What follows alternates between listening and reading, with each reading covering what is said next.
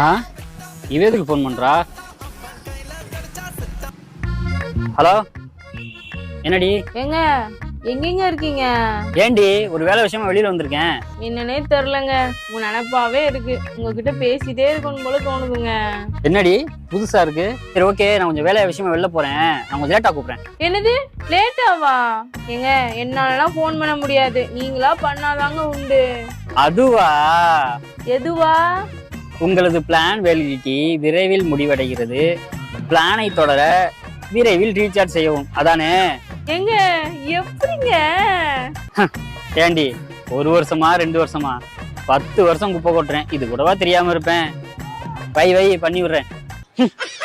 இந்த ரீசார்ஜ் முடியும் போதுதான் போன் கால்ல வரக்கூடிய லவ் எல்லாம் பார்க்க முடியுது.